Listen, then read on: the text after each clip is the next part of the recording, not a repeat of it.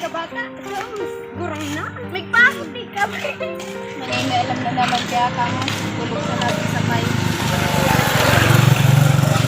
Ito dito, hindi ko nagpatanda na lang itang dalaga. Kapiling mo ni May. Ang sabi mo sa naman ta, ang pagkat man kayo. Hindi kay inano, niligawan ni Kuhan.